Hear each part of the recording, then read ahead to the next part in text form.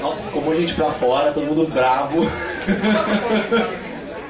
Não pode, por questão de segurança a gente não pode. Aquela hora a gente não controlou a porta, mas uma questão de segurança, a gente não pode ter gente no corredor, nem gente em pé lá atrás, tem que ficar a rota livre pra fuga. Infelizmente, tem gente torcendo pra gente desistir, viu? Lá fora. Bom, eu quero chamar aqui pra falar pra vocês uma pessoa muito incrível, talentosíssima, nosso amigo e curador do movimento Hotspot, Marcelo Rosenbaum.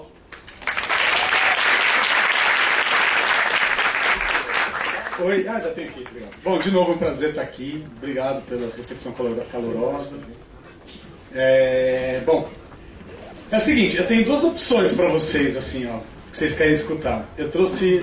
Bom, eu acho que é legal falar do processo criativo, né? O que faz eu estar aqui até onde eu tô, né? Vocês preferem ver o trabalho A Gente Transforma? Que é um resumo. Tudo, né? Não, o negócio é o seguinte, gente, é um grande prazer estar aqui. Acho que, assim, o trabalho com a Luminosidade, que é, né, uma das responsáveis pelo movimento Hotspot, faz parte desse meu processo criativo todo, dessa minha história. Então, é uma grande honra, né, participar desses projetos com eles. Eu devo uma parte do meu trabalho, toda a minha carreira também com isso. E eu quero começar, na verdade, eu tive agora em janeiro um mês numa aldeia indígena, né? Eu fiquei um mês lá com a minha família e mais uma equipe gigante de profissionais, pensando num trabalho co-criativo, né? De um trabalho com os índios, né? E a Uanauá, quase na divisa do Acre. E num ritual, à noite, uma noite assim, o pajé virou para mim, um pajé dos mais velhos, assim, dos mais sábios lá da aldeia. No meio do ritual ele parou e falou assim: então, Marcelo, quando você estava sendo fecundado na barriga da sua mãe, você já estava sendo preparado para estar aqui fazendo o que você está fazendo. E na verdade isso foi para mim, mas serve para qualquer um. Na verdade, quando eu estava na barriga da minha mãe, eu estava sendo preparado para estar aqui, falando para vocês, e vocês estavam sendo preparados na barriga da sua mãe para estar aqui escutando o que eu estou falando. Então cria um sentido, né, de responsabilidade, de noção de tudo, que é muito bonito, que é muito bacana, né? Porque passou um filme, é uma fala tão simples, mas tão rica, né? Eu, pelo menos, eu vi muita imagem com essa única fala. Ei! Uma balada agora. Então, e aí, para começar, quando a gente está falando de ser gerado na barriga da minha mãe, eu acho que eu vou começar lá dentro mesmo, assim. Eu sou brasileiro, eu fui criado como brasileiro. Meu avô, da parte do meu pai, é alemão, Heinz, falava ou porta ou janela. Minha avó, mãe da minha mãe, mãe do meu pai, russa, Berta, né, o nome dela Berta, russa, falava também com super sotaque. Judeus, meus avós judeus, da parte do meu pai. Da parte da minha mãe, minha avó italiana fervorosa, católica fervorosa, beata, tipo, de nos levar na missa todo fim de semana, né? Domingo eu cheguei a ser coroinha já, né? Escondido do meu pai, claro, porque ele ainda achava que eu era o único filho que poderia ser judeu, né? Os 4 irmãos que eu tenho. Minha mãe católica, né, beata, e meu avô português, ora pois, seu Nelson, né?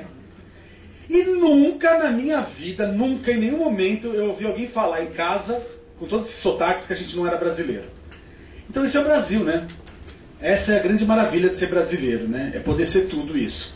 E aí quem estava na outra palestra, aquela história que eu estava falando, né, do entendimento, né, do que é brasileiro, dessa história dos ancestrais, dessa conversa que eu tive agora, de passar um mês numa tribo de índio, inclusive que eles fazem essas pulseiras aqui, né, que são os desenhos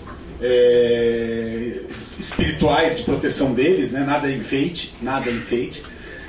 E aí é isso. Eu venho de Santo André, ABC Paulista, né? Eu nasci no ABC Paulista, um lugar... Eu nasci em São Paulo, mas fui criado, minha família toda mora no ABC Paulista, uma região industrial da região de São Paulo, metropolitana, muito perto de São Paulo, mas é tão perto que a vida social da elite de Santo André acontece em São Paulo.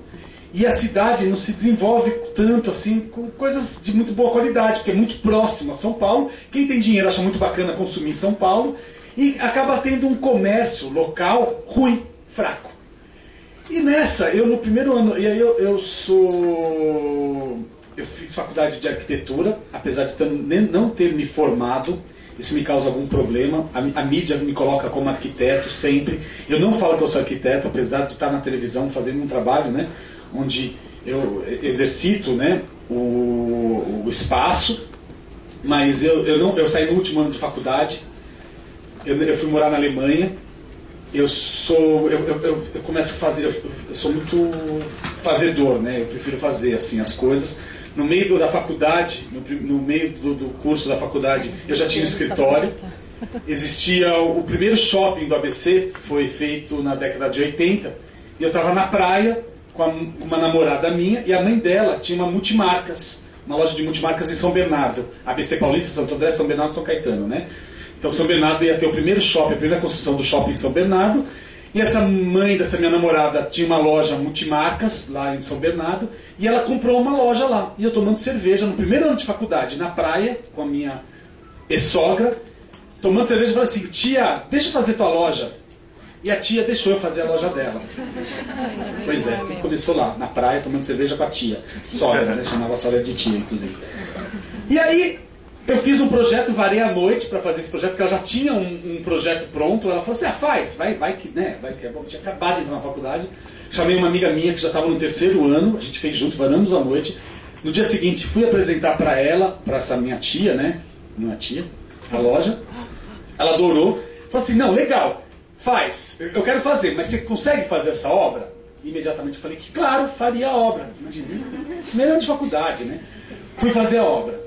O shopping, logo para ele ser inaugurado, a minha sócia me chamou de louco. Ela falou assim, eu não vou fazer, você tá louco. Faz, você se vira e eu não quero, você vai arrumar coisa pra cabeça. Bom, fui lá. Imagina eu lá no primeiro ano de faculdade trabalhando com serralheiro, com pintor, com eletricista, coordenando a obra. O shopping inaugurou, a loja não inaugurou. A tia, que já não me chamava mais de tia, ligava, gritando. Eu já trabalhava no escritório de arquitetura, porque meu pai não acreditava, meu pai queria que eu fosse fazer engenharia. Então ele falou assim, não, você tem que ser engenheiro. O que o engenheiro faz, o arquiteto não faz. O que o arquiteto faz, o engenheiro faz. Então vai ser engenheiro. E eu falei, não vou ser engenheiro, vai ser engenheiro, não vou ser engenheiro. Então ele queria saber se eu ia fazer mesmo arquitetura, se valia a pena, e me colocou para trabalhar no escritório logo de cara. Alemão, né? Pai alemão. E aí eu fui lá. E aí eu fui fazer essa obra. Meus amigos na época, né, de baladeiro, mas de moleque, né, primeiro ano de faculdade, 18 anos de idade, 17 para 18, todos iam pra balada, passavam no shopping, porque o shopping inaugurou, a loja não ficou pronta, eu tinha que ficar trabalhando de madrugada. Voltavam da balada, eu estava no shopping, passavam lá ainda para me visitar. Eu sei que deu tudo certo, inaugurou a loja, a tia ficou feliz. E além da tia ficar feliz, um monte de outras lojas, várias outras lojas do mercado, né, concorrentes dessa multimarca, que na época eram as multimarcas que vendiam Zump, Triton, né, Varal na época, lojas bacanas, começaram a me chamar para fazer loja, né, em São Bernardo, em Santo André, em São Caetano. Então no primeiro ano de faculdade eu comecei a ter muito cliente. Primeiro, segundo, terceiro ano de faculdade. E eu varava à noite, trabalhando, fazendo. E meu pai ia me acordar, né? Porque eu faltava na aula, porque eu ficava tipo até 5 da manhã trabalhando. Não conseguia acordar para a faculdade. Aí meu pai ficava louco, falava assim, eu não vou pagar mais a aula para vagabundo, faculdade para vagabundo, enfim. E eu lá trabalhando. E eu acreditando que aquilo que eu estava aprendendo, né? Aquilo que eu estava exercitando, eu sou mão na massa, né? Eu preciso fazer as coisas. No meio da faculdade, eu estava cheio de cliente, fazendo faculdade, fazendo obra. Veio o plano Collor, acabou o dinheiro de todo o Brasil, não tinha mais nenhum cliente. Eu falei, o que eu vou fazer aqui? Né? Só estudar é muito pouco para mim. Mandei uma carta para um arquiteto alemão, que eu adorava o trabalho dele, que eu comprei um livro, tinha o trabalho dele. Escrevi uma carta. Meu avô saiu da Alemanha na década de 40. Na década de 40 se falava um alemão arcaico, né? Um alemão que não se fala mais hoje.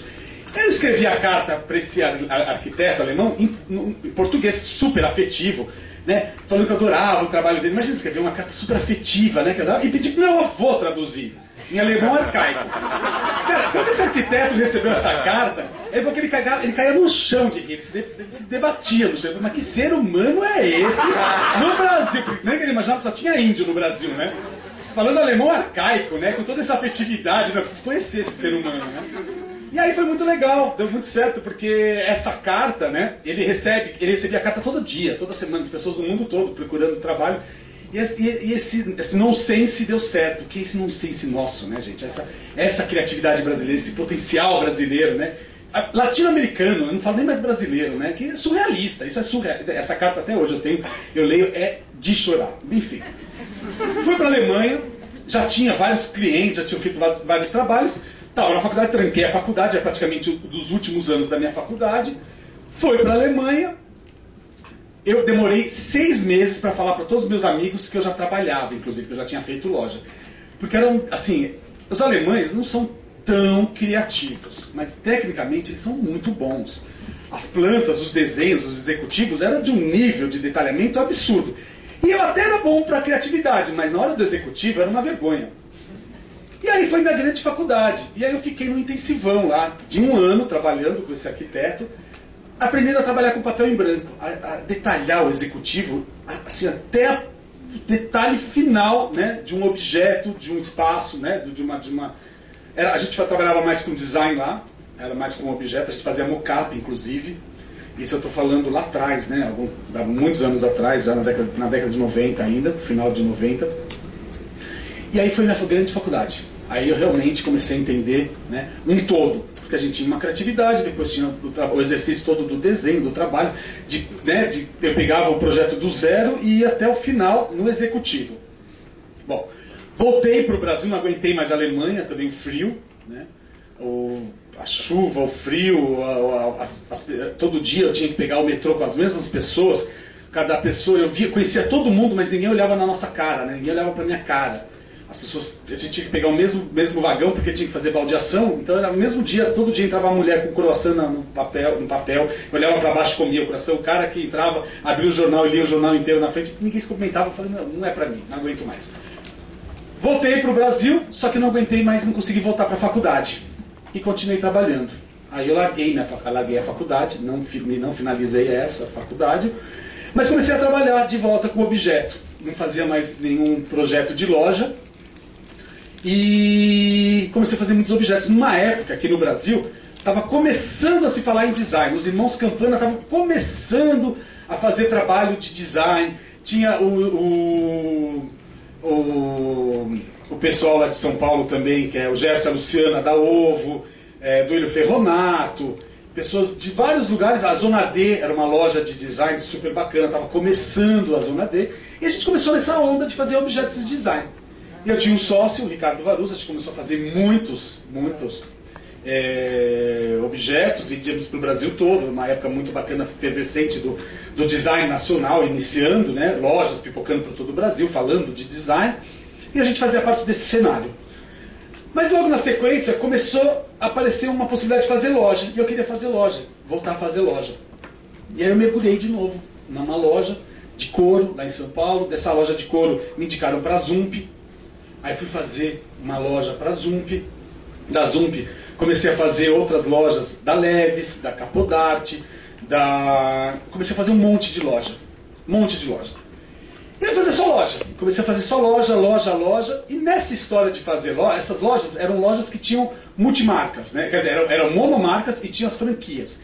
Então eu comecei a fazer lojas para o Brasil todo. Na época a gente fazia lojas da Leves, da Zump, da Zapping, da Cavaleira, da Triton, da Aramis, da VR, Cara, a gente fazia muita loja. Era muita loja. Só que criava uma vez. E o resto era só peãozada, né? Porque a gente tinha que fazer as replicações das lojas. Então a gente tinha uma equipe gigante, fazia um monte de loja, e não tinha o exercício da criatividade, que pra mim me oprimia. Eu falava assim, não, eu quero mais, eu quero fazer mais. E aí, nesse meio termo, né, começando a trabalhar com essas marcas, eu entrei no universo da moda. Aí eu entrei com o São Paulo Fashion Week. Porque como eu já trabalhava com algumas marcas, comecei a conhecer alguns estilistas, começaram a convidar para fazer cenário. E aí foi um movimento muito interessante do meu trabalho, assim. Nesse meio do caminho eu fazia algumas casas, né, alguns apartamentos, sempre não muito, mas fazia algumas coisas. Sempre era assim, o dono da loja, né, da marca, acabava convidando para fazer a casa dele, aí fazia a casa. E aí eu comecei a fazer os desfiles. E aí comecei a trabalhar com uma liberdade gigante de criação, né? Porque fazer um desfile de moda, você fala assim, moda. Poxa, moda pode ter aquela versão assim, é efêmero, pode ter a futilidade da moda, mas é muito legal a moda quando você entende ela como comportamento e como o elemento de interligação de de vários elementos, assim como arte, como música, como comportamento, né? Tudo junto. E fazer junto, sentar junto com o estilista, pensar na coleção e fazer um cenário, empacotar isso para ser apresentado, né, durante um desfile, era maravilhoso, era um exercício de liberdade gigantesco. E começou a me dar muito sabor, assim, de pensar, continuar pensando nesse ser humano, né? Nesse personagem, criar esses personagens, porque fazer loja é criar personagens, né? É criar esse universo dentro do consumo, do indivíduo do consumo, como fala a nossa amiga aqui, mas que é verdade, as pessoas são segmentadas, né? Até a pessoa que não gosta de moda, a forma de se vestir, através da forma dela se vestir, você entende quem ela é, né? Então, a atitude, né, disso me instiga muito, de entender o ser humano como um todo. E aí começou a fazer, o desfile começou a dar muito certo, a gente começou a fazer todos os desfiles da Cavaleira, que era uma loucura no São Paulo Fashion Week, era uma grande festa, as pessoas gritavam, dançavam, viravam assim, sempre era o último desfile do São Paulo Fashion Week. Fiz as lojas do Marcelo Sommer, desfile para o Marcelo Sommer, fiz para o Fauzi Hatten, para a VR, fiz um monte, né? Chegou uma hora que eu acabei que falei, não quero mais fazer. Uma loucura, não quero mais fazer desfile, é uma loucura. Mas eu comecei a fazer os lounges dos patrocinadores do São Paulo Fashion Week. E fui fazendo, né, os lounges. Eu estou passando todos os processos, tá, gente? Todo o movimento. E nessa época, eu era considerado o moderninho. A mídia resolveu me taxar como moderninho, né, o queridinho da moda. Eu falei, gente, mas é muito pouco, né? Queridinho da moda. Eu não sou queridinho de ninguém, não quero ser queridinho da moda. Né? E era qualquer coisa, eu podia fazer assim, uma casa super bacana, chegava assim, o queridinho da moda. Eu falei, pô, que saco, né? E aí, mas ao mesmo tempo, né, era legal, porque estava lá, estava nesse universo muito criativo, né, com muita liberdade. E eu falei, não é. Aí teve a oportunidade de abrir uma loja, eu abri uma loja em São Paulo, que era Teto, uma loja de pronta entrega, pretendia ser um começo de uma Tok Stock, né, como se fosse o começo da Tok Stock. Era Teto, mobília contemporânea, uma loja na Melo Alves, super bacana, desenhei todos os móveis todos eram desmontáveis, né, então tinha um estoque na própria loja, você podia entrar na loja, escolher o móvel e já levar embora esses móveis. E a gente criava para lançar esse produto, né, para dar esse estímulo, né, desse movimento todo, a gente fazia as feiras na Teto. Era uma época que tinham vários novos estilistas começando, como Juliana Jabor, Adriana Barra, Ana Strumpf. E eu chamava, que eram todos conhecidos, a gente chamava, fazia a feira na Teto. Então a gente fazia um sábado inteiro, colocava DJ, a gente fazia o caipirolé, né, que era pinga com picolé, punha essas barracas no meio da loja com a roupa e fazia uma grande festa. Não, era tipo 1.500 pessoas passando no mesmo dia, no lugar que eu beber, que eu ouvir música, eu comprar roupa, ver o móvel. Então a gente estava com todos os comportamentos, tudo interligado, naquele mesmo espaço. Era uma maravilha. E aí a gente foi fazendo a coisa, foi fazendo a loja, né? A loja foi sendo conhecida. Só que eu tinha um sócio absolutamente alucinado, que eu não dei conta do sócio. Eu falei, quer saber uma coisa? Fica com a loja, eu vou embora, não quero. O cara era megalomaníaco, queria fazer 30 lojas em um ano, e eu estava mais preocupado em fazer o comportamento, falar com as pessoas, entender o que as pessoas estavam precisando, estavam querendo. Era outro ritmo. Mas foi um grande aprendizado. Caí fora, a loja não existe mais. Teve outros designers, outros arquitetos que tentaram, né, fazer a direção criativa, não rolou a história. E nesse processo, né, nesse movimento todo, apareceu uma oportunidade de eu fazer um programa na televisão. Me chamaram, né? Iam iniciar há 7 anos atrás um programa no Caldeirão do Hulk e me convidaram para participar da seleção. Eram mais de 15 profissionais e nessa época eu fazia lounge de camarote no carnaval, né, no Sambódromo do Rio de Janeiro, fazia lounges, espaços efêmeros, que era sempre pensando no ser humano, do uso, né, da ocupação desse espaço para as pessoas. Parará. E nessa época também, mais ou menos dos anos 2000, do final do começo dos anos 2000, a mídia começou a querer saber mais do nosso trabalho, então a gente tinha um acesso grande para a mídia, e as pessoas sempre começavam a perguntar, qual que é o teu sonho? E desde aquela época eu falava que meu sonho seria desenvolver móveis para lojas populares. Na época eu falava Casas Bahia, porque era o que significava esse mercado. Mas eu comecei a jogar isso, e era o meu grande sonho, de entrar na casa do povo brasileiro. Sempre foi, mesmo com a Teto, esse exercício desse móvel simples, desse móvel adequado, era esse meu exercício do democratização. Pois bem, em 2000 e alguma coisa, né, 2004, 7 anos atrás, seria quanto? Quem é rápido? Tudo isso? Bom, enfim, 2006. 2004, eu fui convidado para participar do Lar do Oscilar. Aí virou uma loucura, né? Eu entrei na Rede Globo, comecei a fazer um trabalho em rede nacional. Meu trabalho pegou uma dimensão gigantesca, minha responsabilidade também, né?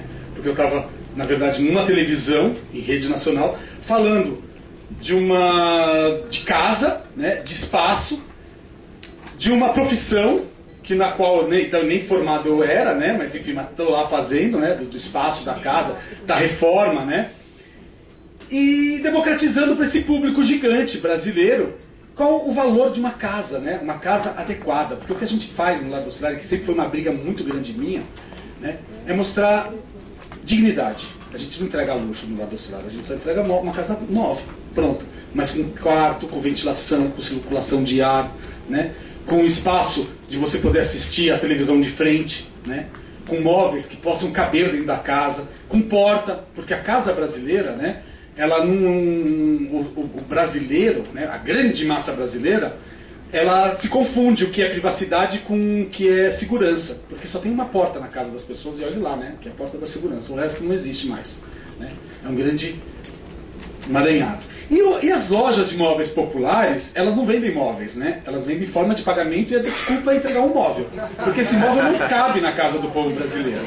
Não é adequado para a casa do povo brasileiro. Porque 90% de todas as casas que eu já entrei em toda a minha vida, do povo brasileiro, de verdade, né? O povo, aquela grande massa que faz o Brasil, né? As pessoas assistem televisão de lado. Sabe o que significa? Significa encavala, perde pelo menos 2 espaços de assento, porque um sofá encavala no outro. Alguém já viu isso? Um sofá encavalado no outro? É novidade que você está falando? E a televisão de lado? Sim. A pessoa assiste. E o que significa a televisão para o povo brasileiro, né? É o grande elemento de entretenimento. E aí eu vinha nesse movimento de indignação, né? De querer mais, sempre querendo mais. E aí estou lá, há 7 anos fazendo isso, com o sonho ainda de desenvolver esses móveis, né, para a casa do povo brasileiro, vendo que não é tão simples assim, porque é uma cadeia gigante que você tem que movimentar, né, e pensar.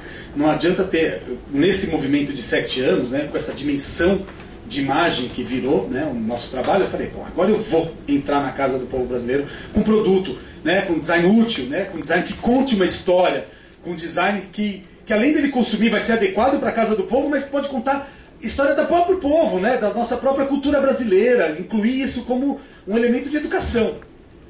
Né? Várias tentativas em 7 anos, nada. Porque o que acontece? A única que deu certo foi para Pernambucanas, que a gente fez um trabalho legal, porque a Pernambucanas era a própria loja, ela comprava o produto, vendia e já comunicava. Então ela fechava todo o cerco. A gente arrasou, vendeu tudo, foi um sucesso, acabou. Mas quando a gente entra na indústria, a indústria trabalha com representante. O representante trabalha com os pontos de venda. O representante, se o nosso produto tiver 50% mais caro, o bicho não vai tirar o catálogo do porta-mala dele. Porque vai dar trabalho para ele justificar. Porque é mais caro, vai ter muito mais conversinha. Ele quer vender os catálogos que estão na cara que vai vender. Independente se é bom ou se é ruim, ele quer vender. Né? Do outro lado, o dono da loja, ele quer exclusividade. Ah, mas aí eu vou ter exclusividade, né? Porque é só a minha loja que pode ter o produto dessa pessoa. Mas aí a venda desse produto, a comunicação desse produto não é adequada, porque também ele tem mais tantos outros produtos. Então esse produto vai encalhar, não vai vender. Aí a indústria vai reclamar porque não está vendendo tanto que ela precisava vender. Enfim, é o despertar da consciência de um grupo. Vocês entendem que é tudo uma coisa só? A coisa não adianta assim, estar na televisão, ser famoso e vai vender. Não. Não adianta ir na indústria, fazer um produto bacana que eduque, as pessoas não estão interessadas, ela tem uma coisa maior. Então isso foi a nossa batalha, né? Eu falei, poxa, mas eu quero mais. E aí, com esse caldeirão todo, que não é o do Hulk, né? Toda essa mistura de possibilidades, né? Lá da barriga da minha mãe, né? Dessa vontade do Brasil de falar de design útil, a gente criou um projeto, há 3 anos atrás, que chama A Gente Transforma. Eu sempre me engajei em causas sociais, sempre de uma forma de me engajar, mas na época eu me engajava assim, com a minha figura, ou com a minha vontade, com o que eu sei melhor de fazer, que é trabalhar com beleza, né? Tudo bem, pode se falar que é feio ou que é bonito, mas é beleza, né? É estética. A gente vê beleza em tudo, a gente enxerga beleza em absolutamente em tudo. Em todos os lugares, inclusive. E aí eu ia fazer cenário para a ONG, onde trabalhava com inclusão através da dança. ia quando teve enchente aqui em Blumenau, em Santa Catarina, eu fiz uma ação, a gente pintou, eu tenho alguns contatos, então eu estava lá, eu me solidarizei, porque eu passei muito da minha infância nessa região, né? Inclusive meu pai, numa vontade de se conectar com as suas próprias raízes, ele sempre ia muito aqui para o sul, atrás das cidades alemãs, né? Era uma forma da gente se conectar com as nossas raízes. Então eu passava sempre férias em Blumenau, em Joinville, olha que legal, adorava. Adorava. Passava em Porto Stroessner para fazer comprinha, né? De tapete e estátua, porque meus pais adoram tapete e estátua. E aí a gente se conectava com as nossas raízes. E quando teve aquela desgraça, né, aquela coisa, eu falei, pelo amor de Deus, coisa horrível. E eu tenho muitos amigos lá, liguei imediatamente, falei, quero ver o que está acontecendo, quero entender o que está acontecendo. Eu fui para lá, sobrevoei, assim, com o helicóptero do exército, que inclusive estava salvando gente, né, era o dia seguinte ainda de tudo, né, tudo acontecendo. Eu falei, meu Deus, o que é isso? E aí a prefeitura, conheci o prefeito, não sei o quê, me convidou para ir outras vezes, aí estava tendo ação, né, porque essas pessoas perderam as casas, né? Elas perderam o terreno, não é nem a casa, elas perderam o terreno, não tinha mais para onde ir. Então, eles iam, todas essas famílias iam para abrigos provisórios, até ser encontrado terrenos para ser construídas casas, para serem removidas. Pessoas que perderam documentos, perderam casa, perderam absolutamente tudo. Era muita tristeza, né? E aí começaram a me chamar para ir para lá, para falar, para inclusive discutir, abrir as discussões desses novos bairros, porque apesar de ter tido uma desgraça toda, pô, eu comecei a sonhar, falei assim, caramba, né? Olha que possibilidade incrível, construir um novo bairro. Quem sabe esse bairro seja um bairro, né, um bairro ideal, aproveitar, né, e fazer esse exercício, né, desse bairro mais colaborativo, mais sustentável. Imagina, né? Enfim. Aí sim, era um sonho, mas tudo bem, mas eu me engajei nessa história.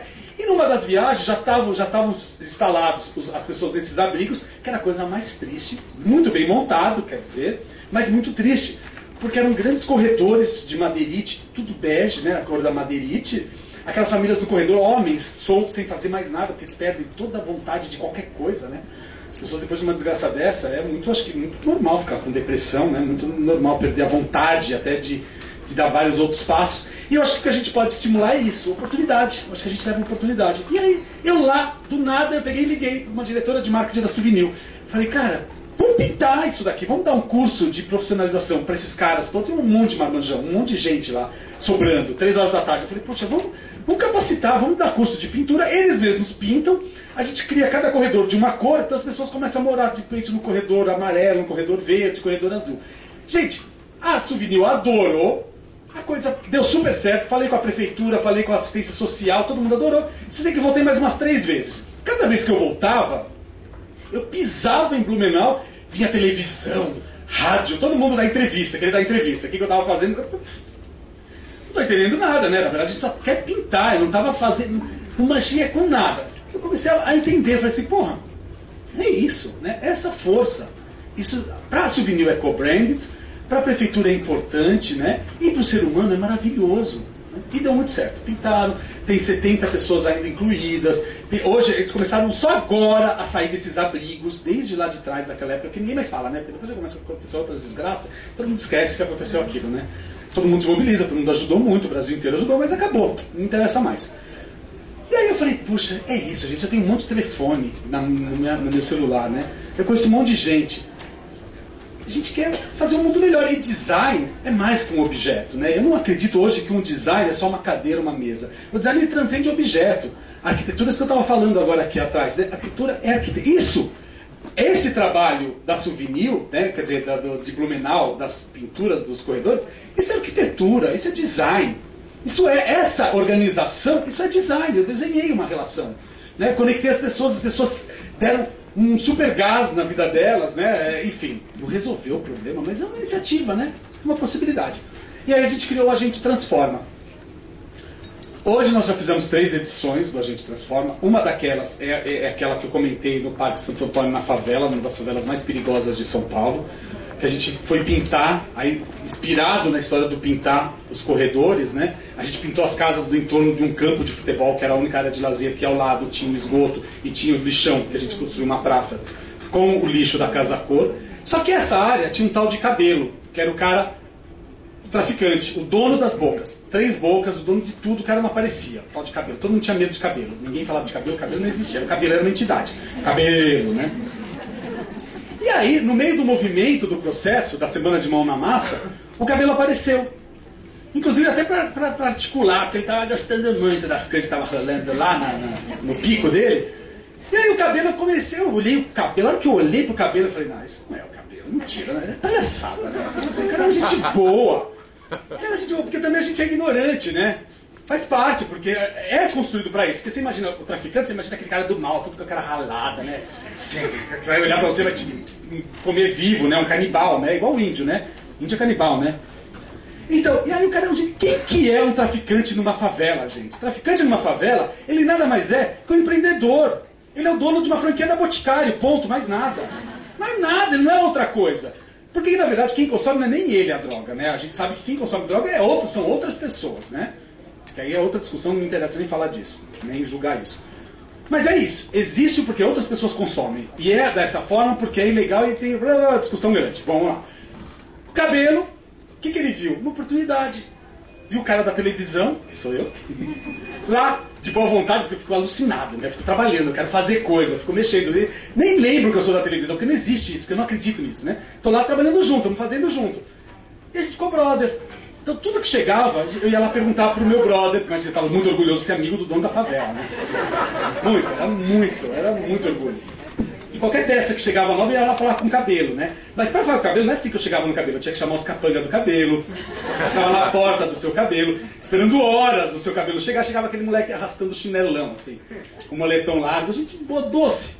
Resumindo, no último dia do projeto tal do cabelo, que um dia teve um grande mutirão, mais de 600 pessoas na favela, plantando árvore, meus pais foram lá, o cabelo sai de chinelo para plantar árvore, para ajudar. E meu pai estava plantando árvore. Aí na hora já peguei meu pai, meu cabelo super orgulhoso. Pai, esse é o cabelo! Planta com ele! Aí quando eu olhei assim, era o cabelo abrindo buraco e meu pai plantando árvore. Né? Olha que construção linda, né?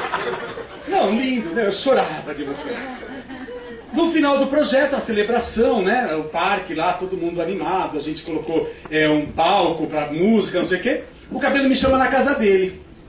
Eu tava com meus 2 filhos, eu falei, fudeu, caguei. Fiz alguma besteira na casa dele, agora caguei, né? Peguei meus 2 filhos, tô indo na casa do cabelo, né? Avisando todo mundo que tava indo na casa do cabelo. Entrei na casa do cabelo, dispensei meus filhos, entrei, o cabelo me ofereceu uma água da torneira, começou a contar a história dele, que eu já sabia de toda, fiz de conta cara de lembra que tudo é novidade, né? É verdade. Né? Já tinha sido preso, né? O cabelo pediu emprego, né? Ele falou que ele queria uma oportunidade, que ele viu uma oportunidade, que ele estava cansado dessa história. O cabelo hoje é Giovanni, o cabelo não é mais cabelo. O cabelo fechou as 3 bocas da droga. O cabelo hoje trabalha conosco. O cabelo, inclusive, foi com a gente ficar 1 mês nessa aldeia de índio. E é isso, design. Eu estou falando de design, eu estou falando de beleza. Leva essa oportunidade. A gente fala de oportunidade, é design útil. Né? E é isso que a gente criou, essa possibilidade. E daí a gente foi para um dos lugares mais pobres do país. Vamos colocar as imagens aqui agora, amigão? Fernando, meu amigo Fernando.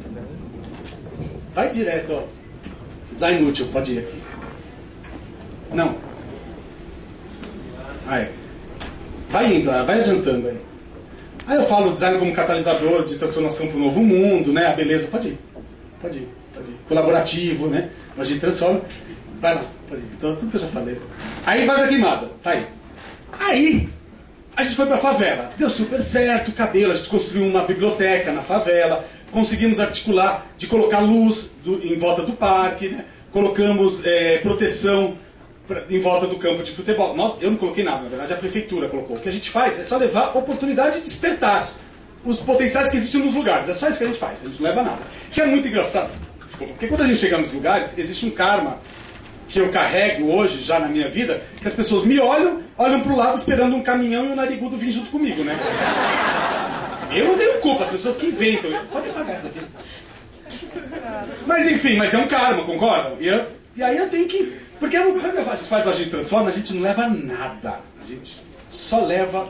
Estimula, a gente só vai estimular. E aí eu peguei o mapa, aqueles bem loucos, assim, eu olhei o mapa, pus o dedo aí eu consegui um mapa do Ministério da Integração Nacional, com as manchas das áreas com menor desenvolvimento humano do Brasil. Volta um mapa só. Aí.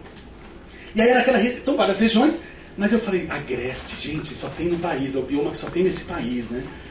Aí eu começo a imaginar aquelas imagens de filme, né? Daquela entrada, né? Tipo do Gonzaguinha, do Gonzagão, né? Eu acho aquilo lindo. Imagina que sonho levar uma equipe para lá, tentar descobrir os talentos que existem nesse lugar. E aí pus o dedo em cima do mapa e falei, quero vir para cá. Menor índice de desenvolvimento humano. Fui para o Sebrae local do Piauí, que era uma região que pega Piauí, Ceará e Pernambuco. Eu fui, na verdade, dar uma palestra no Piauí e eu levei esse projeto embaixo do braço, que já existia. Era para o Sebrae local. E aí, eu chegando lá no Sebrae local, cara, o superintendente do Sebrae foi me receber no aeroporto. Eu nem dei a mão, eu já dei o projeto, né? Então, olha aqui.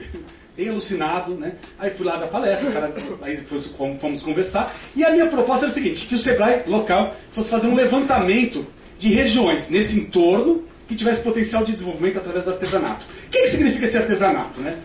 O artesanato, que é um fazer de subsistência. Porque as pessoas nesse sertão, quando elas fazem um cesto, elas não fazem para decorar a casa delas, elas faziam, né, para guardar mantimento, para fazer colchão, né? Que quando elas começam a ganhar um pouquinho mais de dinheiro, elas podem começar a comprar aquele plástico de 99 verde, amarelo, né? Pode comprar outras coisas. Então, para que eles vão fazer de novo o cesto ou a palha? Que aquilo relembra elas, retoma elas a pobreza, porque concorda? Se elas faziam aquilo quando elas só tinham aquilo para fazer, aquilo remete a elas à pobreza, à miséria. Sendo que elas podem comprar hoje o plástico de 99 verde, vermelho, que é muito mais chique, vocês concordam? Não é muito mais legal? Sim. Não, né, gente?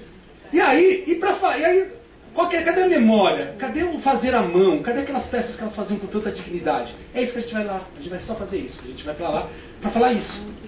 Totalmente entusiasmado, com uma equipe gigante, colaborativa, porque a gente acredita na colaboração, né? Cocriação. A gente sempre leva designers, a gente leva estudante de arquitetura para colocar a mão na massa, para construir coisas lá no lugar e ver as belezas dos lugares. Descobrimos, em todo esse movimento que eu estou falando, Várzea Queimada. Várzea Queimada é um tesouro, gente. Várzea Queimada é um lugar absolutamente alucinante. Várzea Queimada é um lugar no meio do sertão. A gente fala assim, né? Piauí é um dos estados mais pobres do Brasil. Aí eu estava falando, a gente descobriu Várzea Queimada, que é um dos vilarejos mais pobres do Piauí. Então a gente está falando do cu, né? Esqueci, mas com possibilidade, gente, de um lugar que foi fundado por duas famílias, Carvalho e Barbosa, uma de negro, outra de índio, que se negam a ser índios, porque índio nesse lugar, índio não votava até alguns anos atrás, índio não é reconhecido, né? Índio, então, e essas pessoas lá, elas se consideram eleitoras. Foi a primeira vez na minha vida que eu ouvi falar um ser humano que não era ser humano, gente, eles eram eleitores. Vocês já viram isso? Eu nunca tinha ouvido. A pessoa não se considera ser humano, ela se considera eleitor. Ela fala assim, não, porque nós eleitores... Eu falei, não, como assim? Você é mais do que eleitor, né? Enfim, é a possibilidade, né? É a possibilidade. Você está lá, eu estou falando do sertão, gente, um lugar que não tem água, um lugar que não chove. E ao mesmo tempo eu estou falando de design, tá? Não esqueçam, estou falando de design. Aí a gente foi pra lá. Pode ir, amigão. Esse lugar lindo, com todo esse potencial, pode ir. Pode ir. Essa igreja, né? Esse João de Deus, João da Cruz. João da Cruz, gente, é um sábio. Dalai Lama. Um segredo pra vocês, esse cara é um Dalai Lama. É uma sabedoria, esse homem tem os saberes, ele coordena toda a comunidade. Essa família dele toda de 900 moradores, ele coordena com olhar, com amor. A gente está falando de um lugar com menor índice de desenvolvimento humano. Um lugar onde tem mais amor que eu já vi na minha vida. Onde existe coletivo, onde existe cultura, onde existe herança, memória criativa. E esse é um homem que ele já morou em São Paulo, ele varria a rua, trabalhava de, sei lá, empregado em sei que lugar. Que com possibilidade do tempo, aquilo que a gente estava falando hoje, né, o não tempo, a noção do tempo quando muda, em São Paulo um homem desse, você passa igual um trator em cima dele, né? É um varredor de rua, sai daqui que você está me atrapalhando, né? Tô atrasado. Lá, ele é sábio.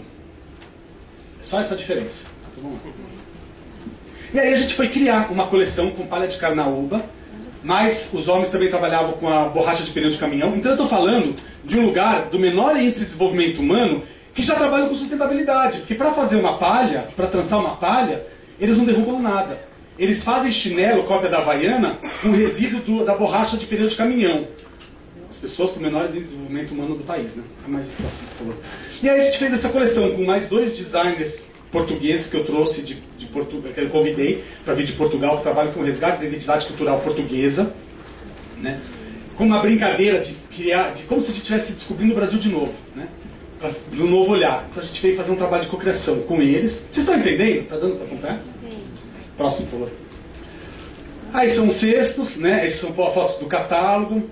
Próximo. As joias que os homens começaram a fazer, porque vocês faziam borracha, chinelo havaiana para ir para a roça, que era mais resistente, mas inclusive ficava mais caro que havaianas.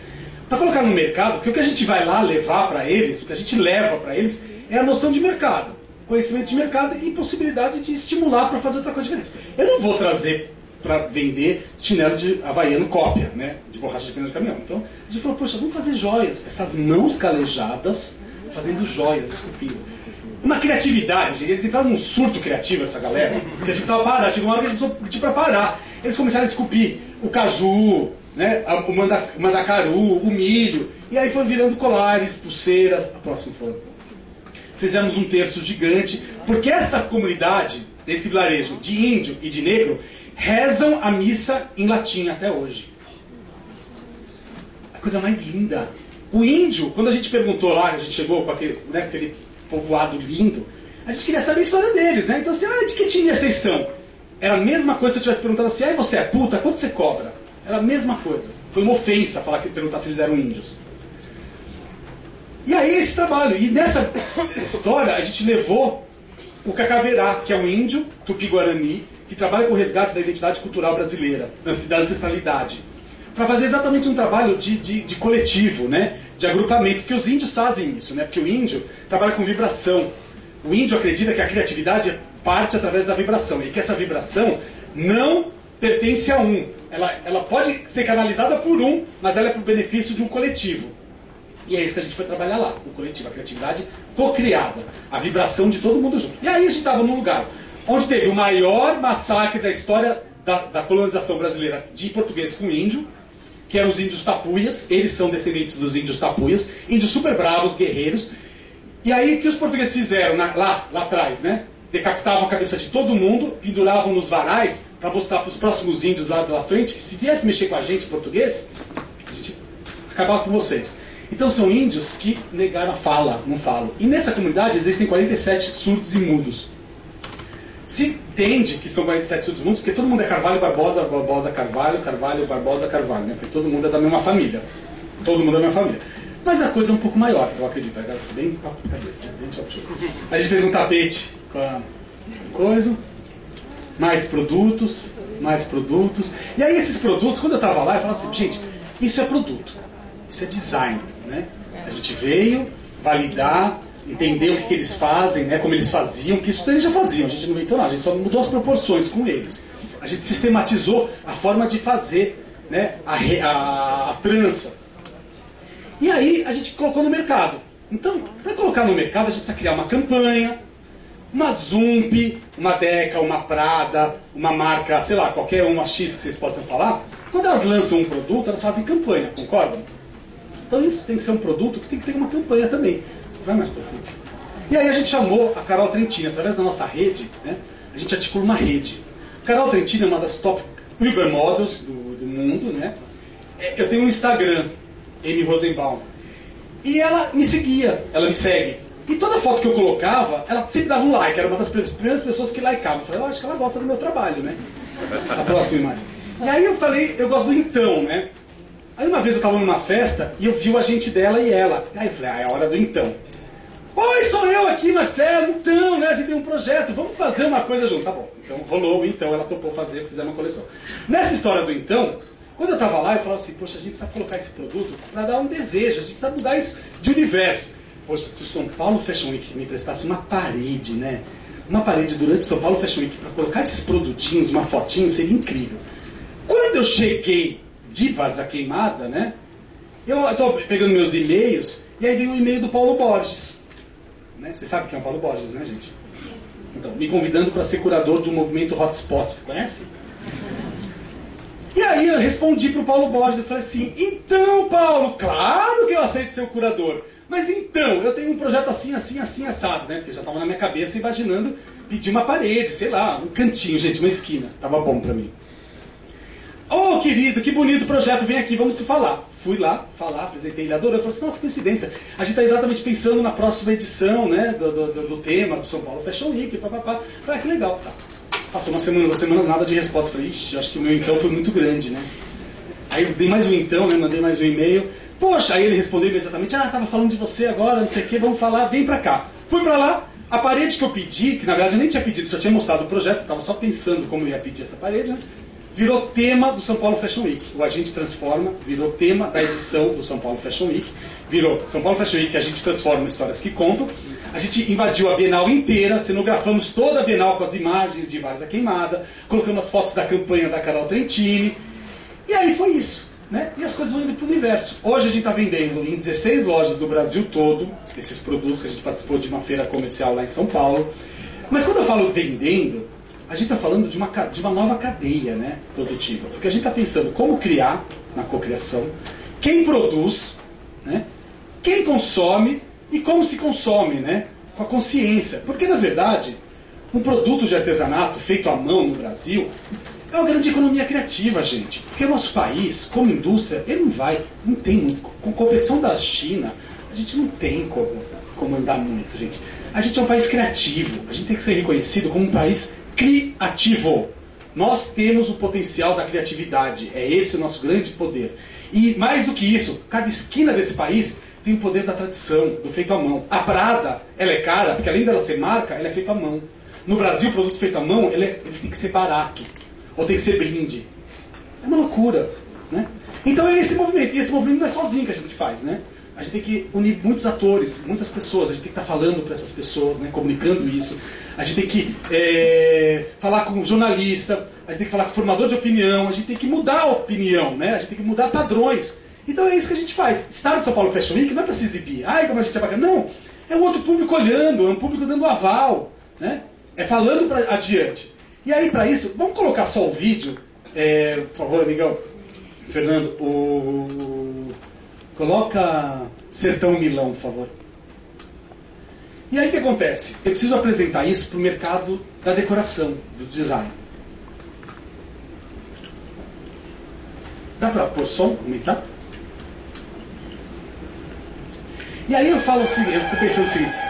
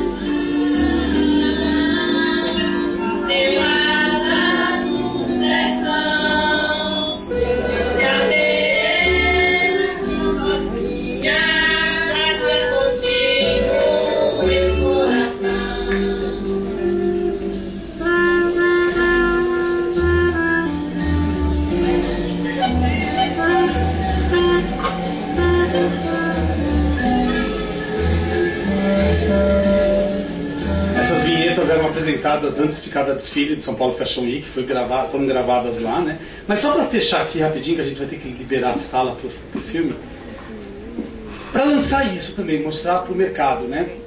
Aonde eu vou conseguir tanto brasileiro no mesmo lugar, no único lugar? onde vai ter todo mundo junto. Milão. Milão, durante a feira de design, é onde tem a maior concentração de brasileiro por metro quadrado. Assim. Vai todo o Brasil de norte a sul, leste a oeste, norte a sul, leste a oeste, de todo lado. Eu falei, bom, para apresentar isso, a gente tem que mostrar para o Brasil todo. A gente tem que estar em Milão. E aí comecei a dar meus então para saber quem estava lá em Milão, né, com espaço para pedir umas esquininhas assim. E aí a gente conseguiu. E é isso. E é isso. Agora como que a gente faz? Continua. Só tô meio sem voz, tá? Seguinte, a gente vai precisar liberar essa sala para acontecer um filme, mas a gente queria ter mais 15 minutinhos com o Zembal, porque é uma delícia, nem eu quero sair daqui. Mas aí a ideia é a gente continuar um pouquinho o papo lá embaixo, no palco, onde a gente tem um pouco mais de ar para respirar, que eu sei que está muito quente.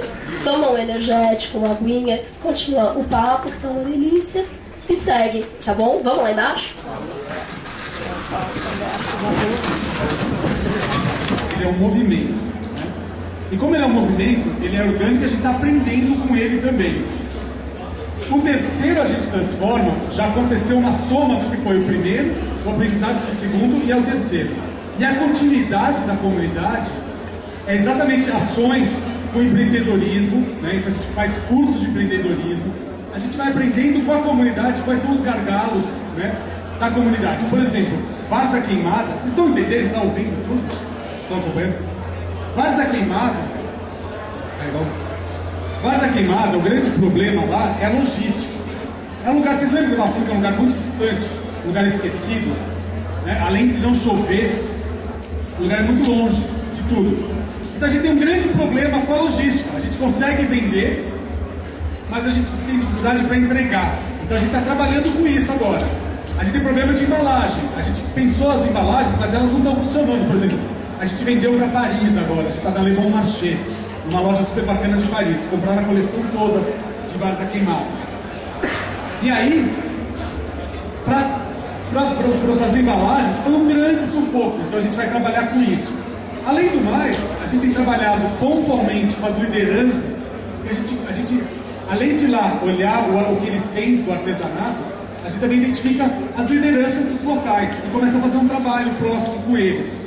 Então a gente tem feito um trabalho também com essas lideranças para gerir esse dinheiro, porque o dinheiro numa comunidade dessa pode também causar transtorno e causar desacordos lá, né? Porque não é dinheiro que precisa lá, são coisas coletivas.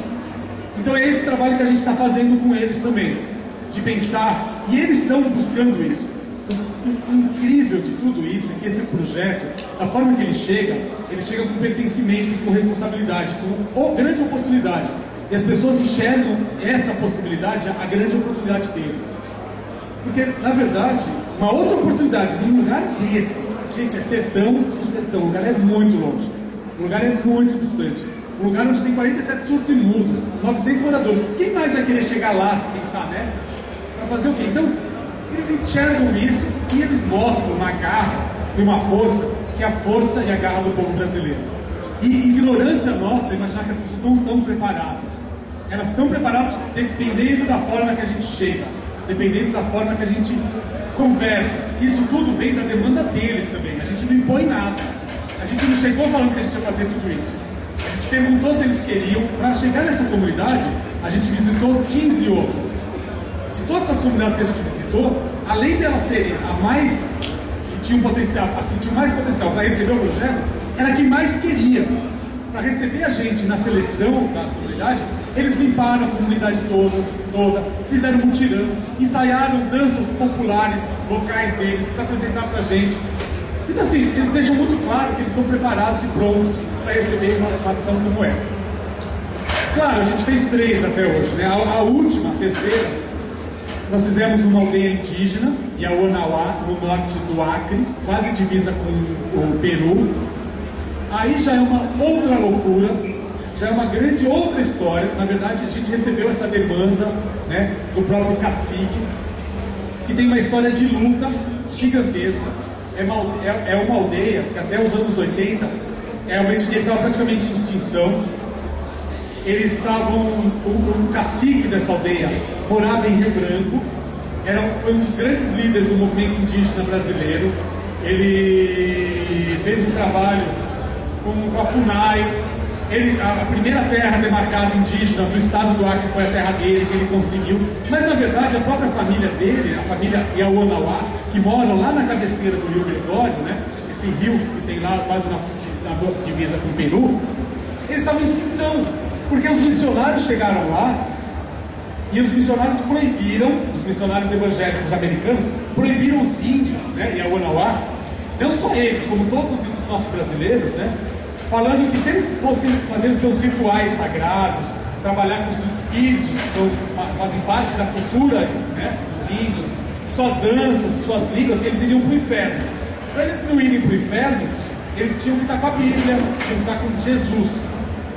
E aí, eles eram proibidos. Todos os pajés e os grandes líderes espirituais, eles eram pastores já.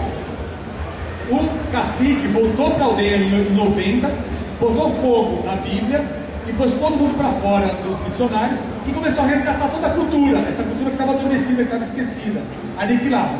Eles têm contato com o homem branco há 150 anos, né? E esse contato com o homem branco o que levou para os índios, é o pior que tem do homem branco, né? Porque primeiro escravizaram os índios para trabalhar na borracha. Depois os missionários proibindo eles de serem o que eles eram. Depois, índio não tem pertencimento, aí obrigam eles a terem a noção do mercado, né? Do dinheiro. Aí, enfim, a questão é muito grande. Eu sei que a gente fez um projeto inspirado nas tradições, nas culturas Yawanawá, com uma equipe gigante de 30 pessoas que ficamos um mês lá morando com eles, trabalhamos com as miçangas, né? Transformamos em luminárias. Essas luminárias vão ser comercializadas pela Lalambe,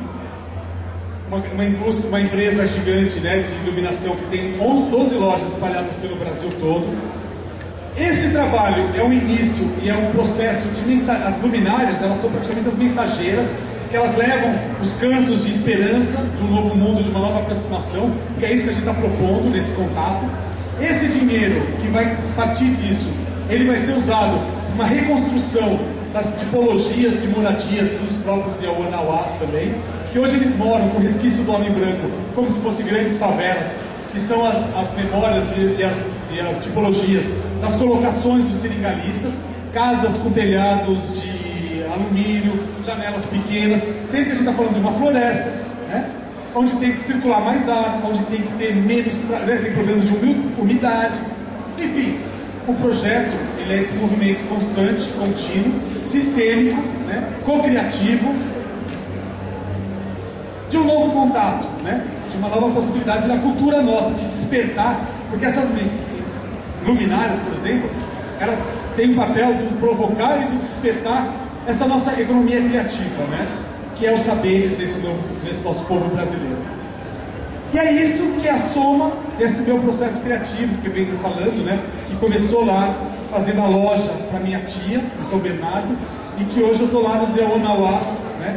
Indo para Milão falar de Brasil, vindo aqui falar com vocês. Tudo começou fazendo uma loja, né?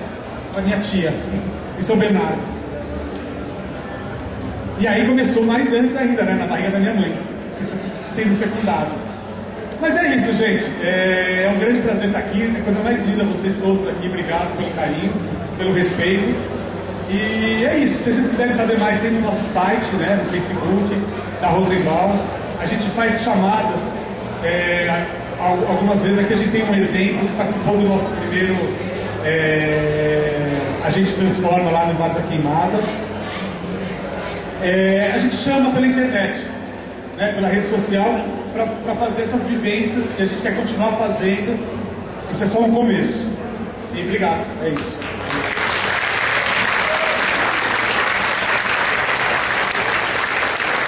Se alguém quiser perguntar alguma coisa.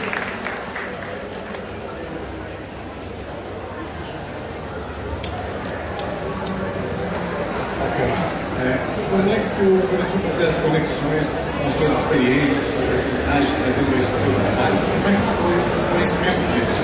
Quando é que você começou a perceber, trazer elementos adicionais? Como é que o teu processo de repertório? Não começou na loja da tia, começou bem antes. Eu acho que eu comecei na barriga da minha mãe mesmo, né? Porque se pensar, é exercitando. Nem eu sabia que tinha isso, né?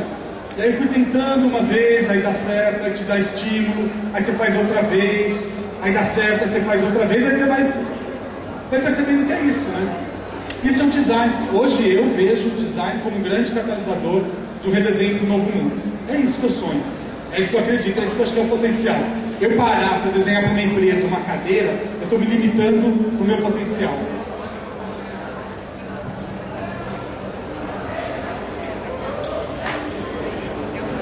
Marcelo, na primeira conversa que teve ali às 2 horas, tu falou de uma coisa de educação. Dá para te comentar se tem algum projeto? Isso tudo é uma grande educação, né? Todo o Brasil não ia construir. Só que eu, como educadora, vejo uma distância enorme da educação formal para todo esse teu projeto criativo e cultural. Me dá uma luz, tu disse que é um cara otimista. Eu fico muito pessimista em relação à educação formal, pelo menos. Não sei se é uma pergunta ou se é uma colocação. Pois é, eu sou o anti-exemplo disso, né? Porque eu nem formado sou, né? Eu sou, assim, então a educação, eu acho que ela é um despertar. Acho que sustentabilidade é educação. Acho que a gente passa parte de um país que tem um grande problema de educação. Independente do formal ou do formal, da escola ou não da escola, a gente tem problema de educação. E não é uma questão que foi, assim, não deu, a gente não enxergou as pessoas, né? Foi criado o país de uma forma caótica, que é muito bom ao mesmo tempo. Eu sou muito otimista. Eu acho que a gente vive num país fraternal, num momento que as coisas, essas energias estão mudando de olhar. A América Latina é um grande momento, é um grande momento de energia mesmo. A Europa, eu acabei de voltar da Europa, gente, é uma grande depressão. As pessoas estão deprimidas, apesar da crise lá ser ainda muito melhor a situação lá com crise do que a nossa situação com oportunidades no Brasil hoje. Só que a gente tem a esperança, a gente tem a oportunidade, a gente tem um olhar lá pra frente. Lá eles não têm mais, eles perderam essa esperança. E eu acho que isso é a grande magia. E é aquilo que eu estava falando, a gente tem que ser reconhecido como o país da criatividade. A gente não vai ser o país da indústria, a gente não vai ser o país da grande indústria do mercado industrial. Então, assim, é tudo novo, é tudo aprendizado, né? Acho que é o que o movimento Rua faz, é maravilhoso, gente. É um orgulho ter em Porto Alegre um movimento desse, né? É educação, o que eles estão fazendo é só educação, mais nada. Estimular. Né? E eu acho que a gente está nesse movimento, pode tudo. A gente pode tudo. É isso que é uma maravilha, porque a gente é um país de mistura, de diversidade cultural gigante. Eu sou muito otimista, acho que dá para perceber. É difícil, eu pago um preço alto. Né? Eu tenho um processo gigante no CREA. O CREA está me processando há anos, porque eu não sou formado. Né? Tudo bem que faltou um ano para eu me formar, mas tudo bem, eu não sou formado. Mas tudo bem, estou fazendo, é outra coisa, né? Eu também tenho responsabilidade, mas não que eu levanto a bandeira do não ser formal, ao contrário. Eu sinto falta de não ser formal, hoje me pesa muito isso. Mas acho que as coisas são individuais, sim, para cada um é uma coisa, só que individual num contexto coletivo. Né? Obrigada. Valeu, gente. A gente vai ter que parar por aqui e continuar para o próximo. Obrigada, professora, obrigada, Marcelo Odental, nosso cuidador de design, de produtos, e uma grande arquitetura do Museu Popular Esporte.